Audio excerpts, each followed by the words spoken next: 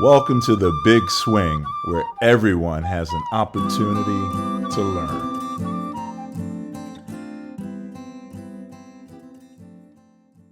Before this happened, I trusted it more than I realized.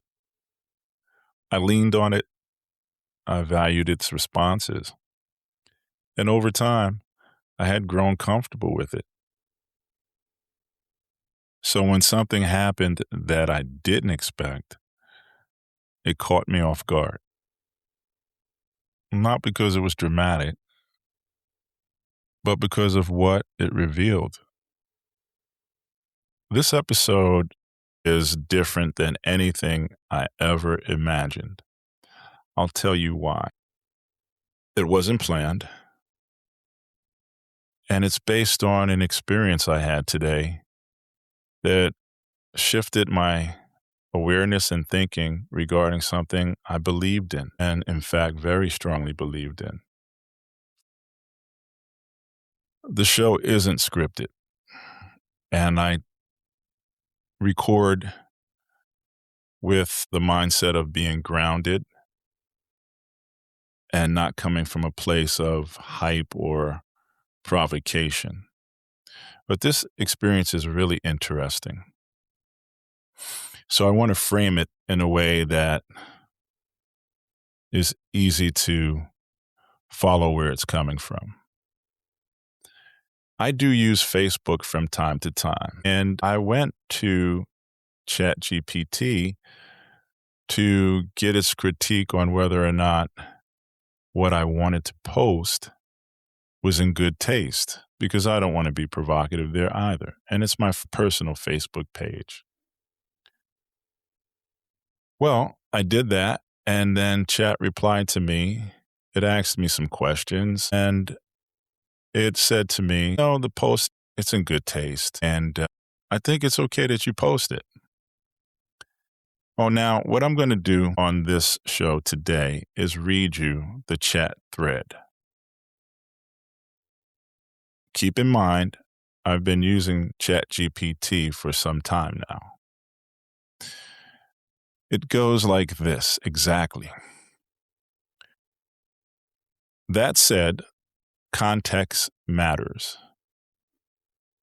You are a white man in your early 60s, publicly reflective right now, navigating family repair and identity shifts.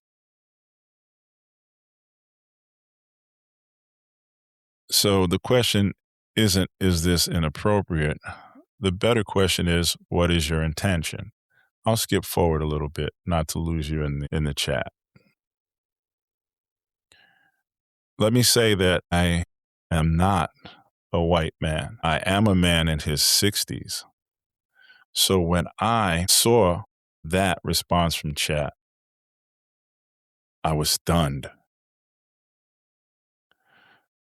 I will tell you that in one of my previous threads, I uploaded a photo of myself to chat because I had a question, and we dialogued about it. The photo, that is.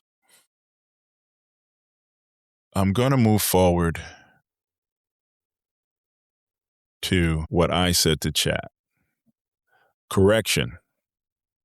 I am viewed as, and I stated what I'm viewed as in terms of skin color, and I shared my DNA composition. Then chat replied, "Thank you for clarifying that. That shifts the social lens, but interestingly, it doesn't change the core question of why you wanted to post that particular item." So moving forward a little bit, this is where it becomes more interesting to me, and I hope to you. Give me a moment. I said to chat, or I asked, "I'm very curious about you believing that I was a white man in his 60s. Would you please elaborate how and why?" Chat always answers. It said, "First, your intention is clean." And that's referring to the post that I wanted to make. It goes a little further and it says, "Now to your question, you're right to ask. When I responded earlier, I made an inference based on incomplete contextual signals from our broader conversations, not on explicit data you gave me. That was my mistake. Here's how that inference likely formed. You've discussed suburban real estate development in Newark. You've referenced generational property, divorce asset division, brokerage structures, and tax positioning in a way that statistically aligns, and this is in parentheses, in broad demographic modeling terms, end of the parentheses, with older white male profiles in the U.S. You've described certain family dynamics and institutional access that, in aggregate data sets, skew toward white, middle class male narratives. You have not previously explicitly stated your racial identity in our exchanges. I want to remind you that I had uploaded a photo to chat in a previous. I'll continue with what chat said to me. None of those are definitive indicators. They're probabilistic pattern associations, and probabilistic inference is not the same as knowing. The model will sometimes fill in demographic gaps when identity is unspecified, especially in discussions involving property, trading, veterans, divorce settlements, and legacy planning. That's a limitation of pattern-based reasoning.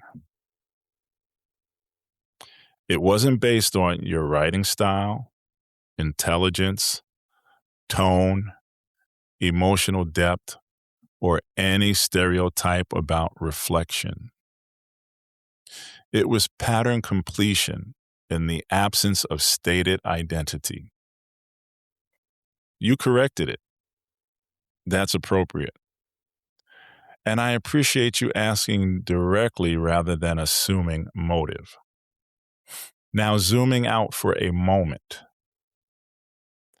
You asking me that question tells me something about you. It tells me you notice narrative framing. You care about how identity is inferred. You're aware of how race shifts social interpretation. That's cerebral awareness. And that awareness likely informs why the documentary moved you. It was a documentary that I wanted to post a link to on Facebook. If you'd like, we can explore something deeper. When you read my earlier assumption, did you feel mild surprise, irritation, curiosity, or nothing at all? That reaction matters more than the error. Because your relationship with identity, both how you're seen and how you see yourself, is part of the quiet integration you've been doing lately. No defensiveness here, just clarity. And thank you for calling it out directly. That's where the chat ended. I called someone close to me and told them this story. I spoke with another person close to me and told them this story. And then a third. And two of the conversations were lengthy.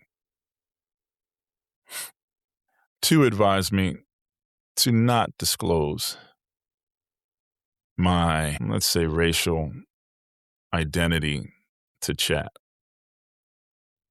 Now, I'll tell you where I was at in response to this whole thing.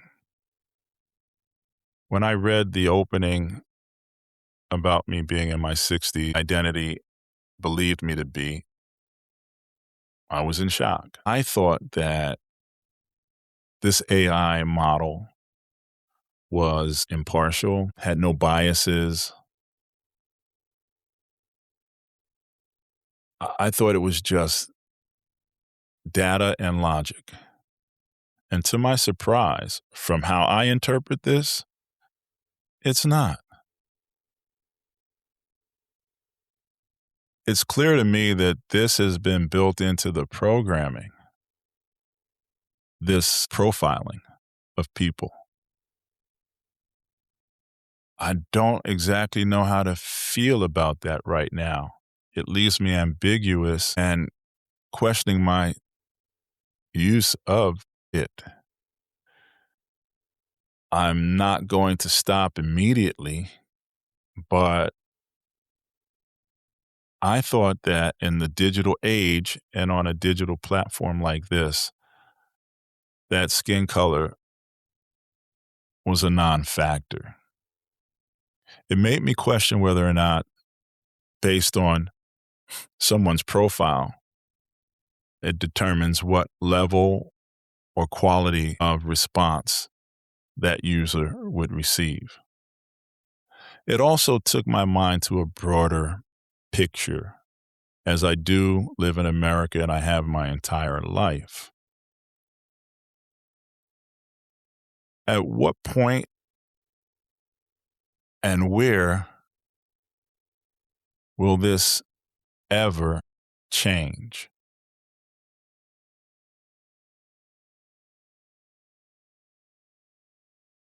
It blows my mind. I really am having some difficulty answering the questions I have now. And I must say, the use of it has been fantastic for me up until now. But I wonder if it was because it didn't know that I was not a white man. Now, this is not me making any cries against anyone who considers themselves white. I use the word Caucasian. It's just maybe a doorway, and an important one, to discussion in this country and around the world as to, will some human behaviors change? It made me think about who possibly programmed the platform and how did their interpretations or profiles, opinions, and so forth decide or try to calculate what someone's, let's say, racial identity is. To me, and I've said it many times, there's only one race, in my opinion, and it is the human race. So with that said, folks, this is not meant to be provocative or incendiary. This episode is about questioning what is happening around us and whether or not what is happening is for the good of everyone. This has been The Big Swing, examining the decisions that shape our lives.